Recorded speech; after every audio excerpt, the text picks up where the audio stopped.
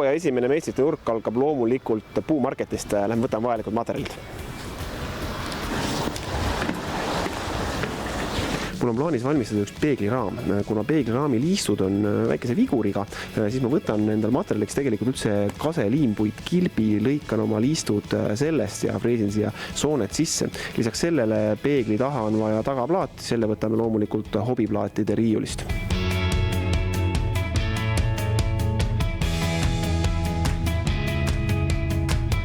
See peegel, mis mul on plaanis valmistada, ei ole mitte tavaline peegel, vaid selline spetsiaalne meigipeegel, kuhu ma panen peale siis ka sellised meigipeeglile omased valgustid. Tuleb tunnistada, valgustite leidmine ei olnud lihtne. Priit tegi kõvasti uurimustööd ja käis linna peal ringi, et neid lampe leida, leidiski ABC LED-ist sellised spetsiaalsed meigipeegli lambid, mis tegelikult käivad iminappadega olemasolevale peeglile.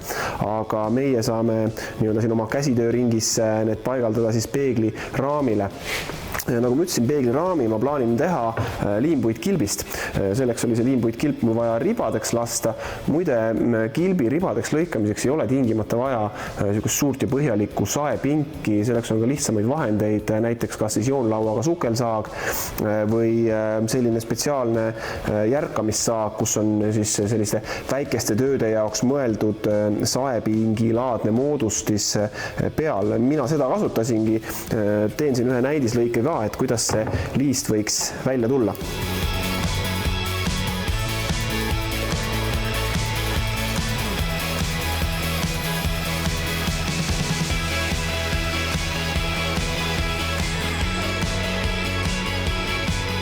Teine asi, milleks see saepink meil väga kasulik on see, et me peame siia liistude sisse tegema ka sooned, mille sisse siis peegliklaas hiljem istuma hakkab. Ja selle soone tegemiseks on mitu moodust jällegi. Üks variant on läheneda freesiga. Freesiga saab siis siit järk-järgult sellise vajaliku soone sisse lasta või kui on hea piisavalt suur frees ja sobiv freesitera, saab ka ühe lõikega siia siis selle sälgu või soone sisse lõigata. Teine moodus on teha saega, tees 2 lõiget. Üks lõige ühtepidi, teine lõige teistpidi ja soon on sees. Mina lähengi seda teed, et ma kasutan selle lõike tegemiseks just nimelt saagi. Selleks sätime endalt sae paika.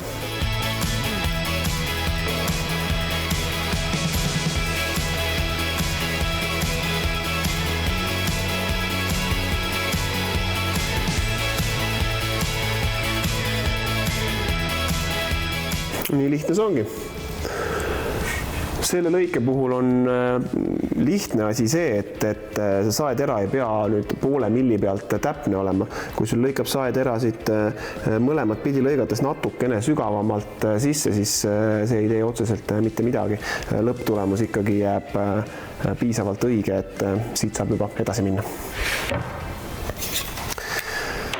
Järgmine väljakutse peegli tegemisel on see, et nüüd tuleb nurgad lõigata 45 kraadi alla. Ja see 45 kraadi alla lõikamine võib ju tunduda lihtne, selles mõttes, et sael on ju peal kirjas, et 45 kraadi, ole mees, seadist ära, hakka lõikama, aga see ei ole kunagi nii täpne, et sellise võrdlemisi laia raami tegemisel need nurgad täpselt kokku jääksid.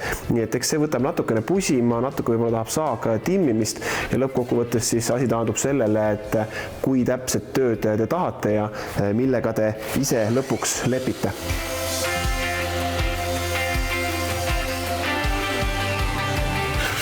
Nüüd tuleb proovijuppidega vaadata, et kas see asi päris selliselt töötab, nagu ma tahan ja siin on nüüd näha, et peegli tagumine külg hakkab siis välja nägema selline ja siia sisse istub siis peegliklaas.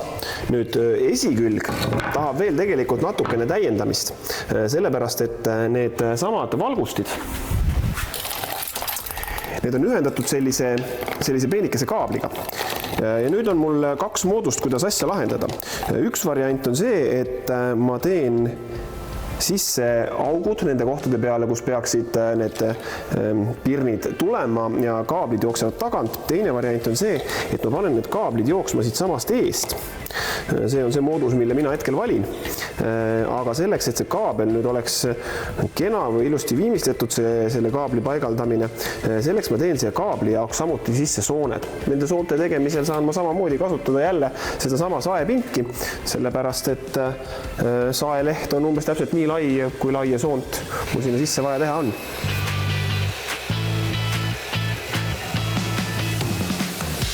Nii, sellega on meil nii-öelda prototüüp nurk valmis.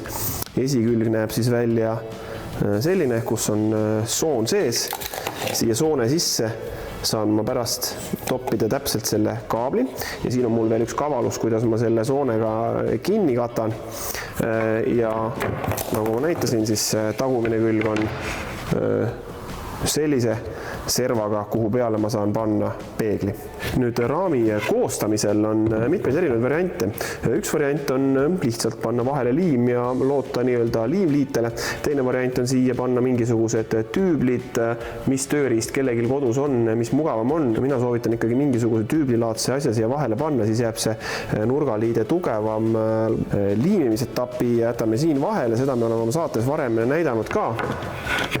Aga edasi vaatame, mis siia peegli külge veel tuleb. Mul on siin tegelikkuses nüüd peegliraam juba kokku pandud. Nii hästi või halvasti, kui see nüüd õnnestunud on. Küsimus on, et kuidas see peegel hakkab püsti püsima. Enne kui me hakkame ette neid lampe paigaldama, teeme selle peegli siit tagant valmis. Ma olen siia peeglilaami sisse puurinud ühe augu. Siit august siis tulevad need kaablid lõpuks sealt eest siia taha küljele, kuhu saab panna selle lüliti ja nii-öelda juhtpuldi. Selleks, et see peegel nüüd laua peal püsti püsiks, tuleb talle teha sellised jalad külge. Ma olen teinud sükse kerge kaldenurga all jalad. Disain on täiesti vaba valik, mis kujuga nad on, kui järsu nurgaga nad on, kas on üldse nurga all saetud, sest see on jälle natuke keerulisem lõige kui lihtsalt paralleelne lõige. Paigaldame selle teise tüki siia ka ära.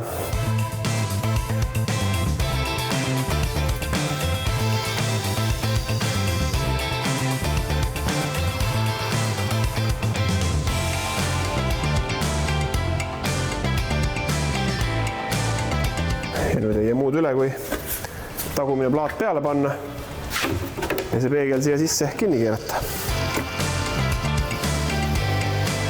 Nii, peegel sees. Palun väga peegelpildis näha ka kaamerameest. Aga nüüd on siis see asi nii kaugel, et võiks välja mõelda, kuidas me siia peale need lambid saame. Nüüd sellel hetkel, kus ma siia pirne paigaldama hakkan, on tegelikult mul see raam juba viimistletud kaks põhjust.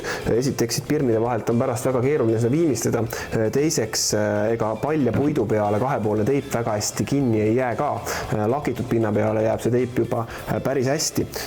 Viimistlemisel läksin lihtsat teed, kasutasin pihustatavat lakki kauplusest Spekter, kus on väga hea valik erinevaid spreivärve, erinevaid lakke, kõik võimalik asja, mis on metalli kui ka puidu jaoks. See on vesi alusel üsna selline lõhnatu asi, millega on hea toas toimetada, et pärast kogu majapidamine ei haise. Sellegi poolest, kui võimalik, siis tehke igasuguste lakkimistööd väljas. Ja lakkimise puhul siis ärge laske ühe koha peale liiga palju lakki. Mõistlikum on panna lakki tasapisi ja väikeste kihtidena.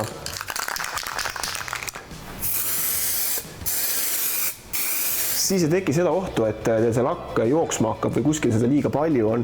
Pigem pange mitu kihti, laske üks kiht ära kuivada, pange uus kiht, võtke aega. Viimistlemisel liiga palju korraga tehes on alati eksimusruum suurem.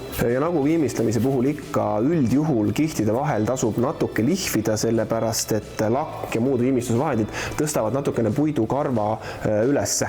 Ja loomulikult annab vahelihv ka natukene naket teisele kihile, nii et kergelt liivapaberiga üle, uus kiht. Kui ei piisa, veel üks kiht.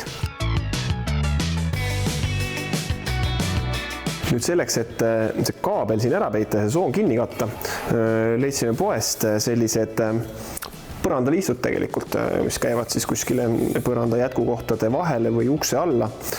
Ja see nii-öelda tapp, mis siin küljes on, see sobib suurepäraselt siia meie soonde. Võib-olla natukene peame seda teibiga tegema paksemaks, et ta siia läheks tihkemalt, aga põhimõtteliselt ilma igasuguse liimiga asjatame need liistud siia vahele sobitame. Lõigata saab seda mitut moodi, võiks rauasaagi kasutada, tegemist on alumiiniummaterjaliga. Osutub, et tegelikult väiksed lõiketangid, nendega saab selle ka läbi näkitseda otsast natuke liivapaberiga üle ja asi töötab.